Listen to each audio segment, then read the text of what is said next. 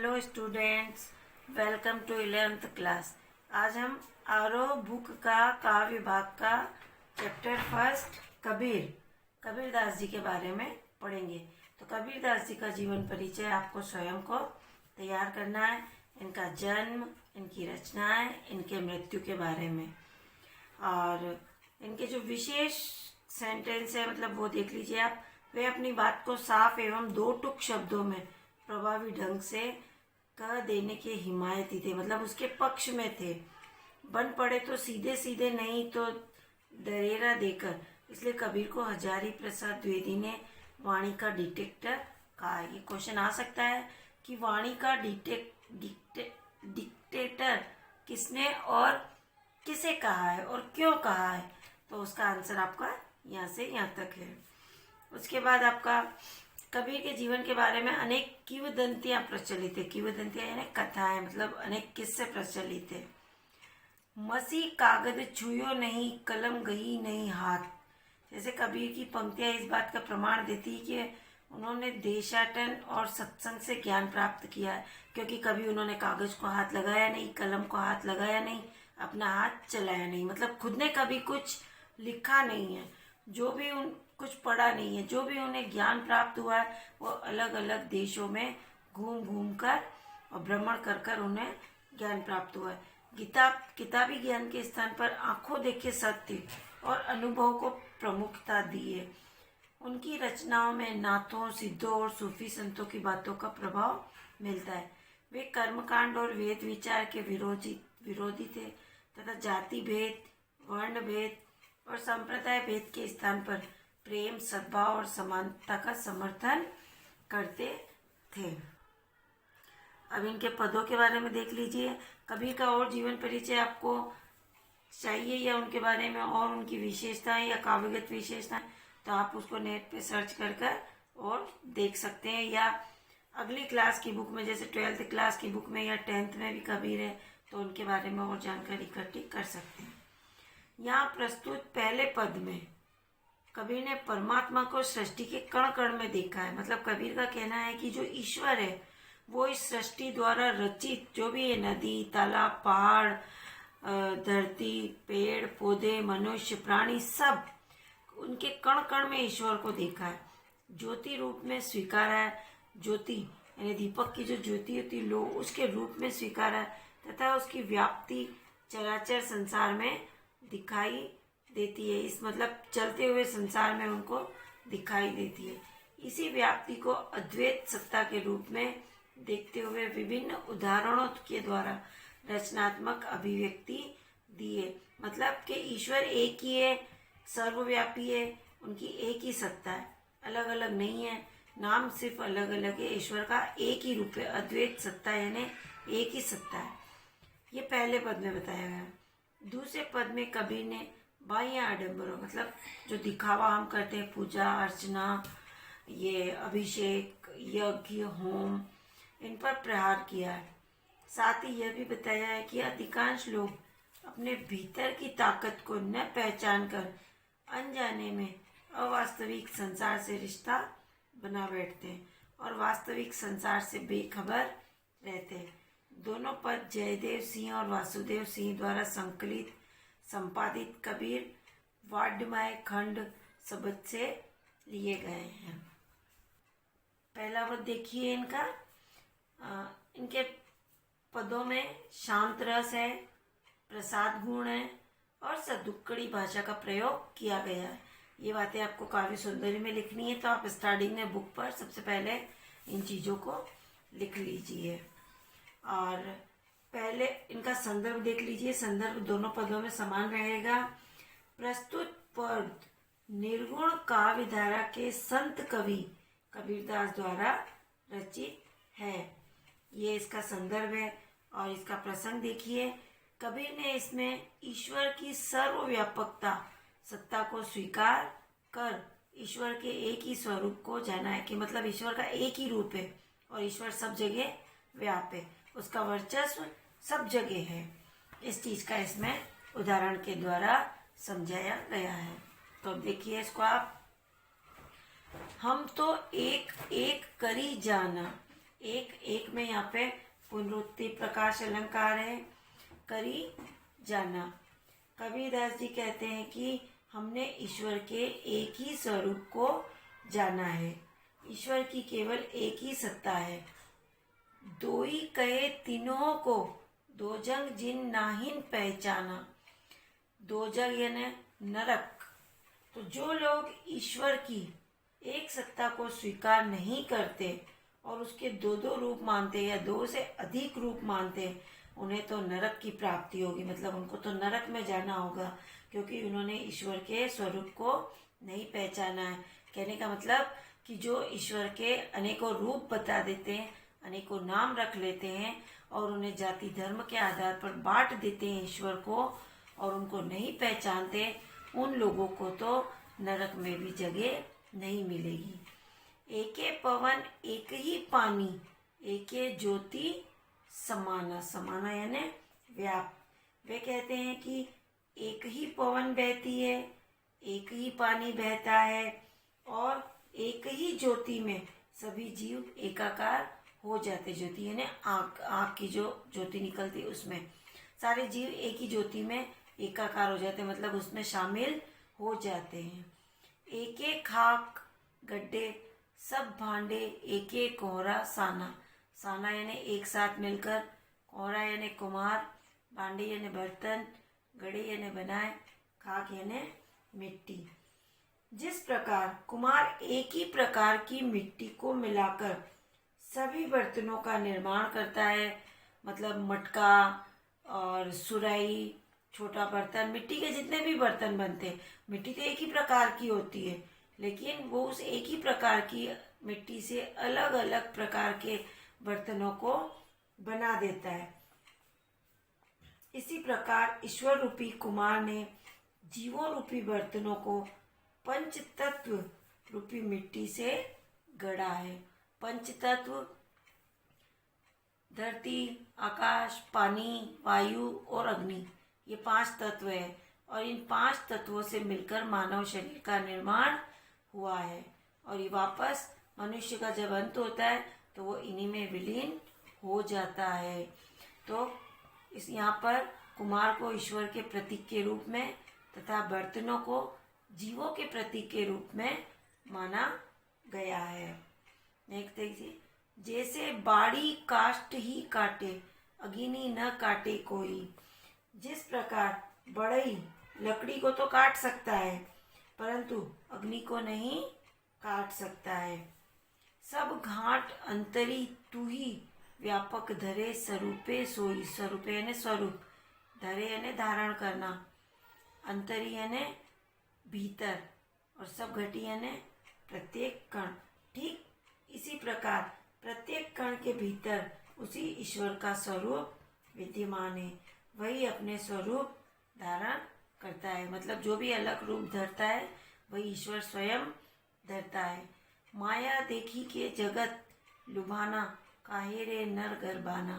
लुभाना यानी ललचा जाना, नर यानी आदमी, गर्भाना यानी गर्व करना। तो कबीरदास जी कहते हैं कि माया को देखकर संसार लालच में पड़ जाता है।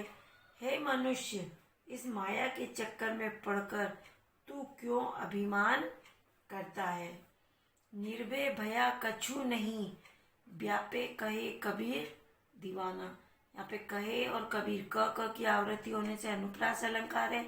निर्भय ने निडर होता है। कबीरदास जी कहते हैं कि दीवानों की भांति अब उनके हृदय में कोई डर नहीं है, वे बिल्कुल निडर हो गए हैं और ईश्वर के अस्तित्व को स्वीकारते हैं कि ईश्वर का अस्तित्व एक ही है, ईश्वर एक ही है, वो कण कण में व्याप्त है। जिस भी पद का आप काव्य सौंदर्य लिखेंगे तो उसमें उसके गुण, प्रसाद, ये भाषा, ये सब लिखेंगे। उसके अलावा वो उसमें कौन से भाव व्यक्त हो रहे हैं वो लाइन भी आप काव्य सौंदर्य में लिखेंगे। अब पद सेकंड देखिए, इसका संदर्भ वही रहेगा। प्रसंग, इसमें कबीरदास जी ने बाह्य आडंबरों, जातिगत भेदभाव एवं प्रपंचों का विरोध किया है। प्रपंचों यानी फालतू की इन पंचायतों का विरोध किया है। तो देखिए, संतो देखत जग बोराना, बोराना यानी बावला, कबीरदास जी कहते हैं कि हे सज्जनों, मैंने इस जगत को देख लिया है। यह संसार तो बावला हो गया, अर्थात पागल हो गया है। साच कहो तो मारन धावे, झूठे जग पतियाना। अगर इस साच यानी सच, धावे यानी दौड़ता है, पतियाना यानी विश्वास करना। यदि इस संसार के लोगों को सच बात कहो तो वह मारने को दौड़ते हैं, सच्ची बात उन्हें बुरी लगती है और झूठी बात पर वह विश्वास करते हैं। तो ऐसे संसार का क्या भरोसा करना। नेमी देखा धर्मी देखा, प्रात करे स्नाना। स्नाना यानी स्नान करना। वे कहते हैं कि मैंने नियम और धर्मपूर्ण आचरण करने वाले बहुत से लोग देखे हैं जो सुबह जल्दी उठकर स्नान करते हैं और आत्म मारी पखा नहीं पूजे, उनमें कछु नहीं ज्ञाना। आत्म यानी स्वयं, पखा नहीं यानी पत्थर को।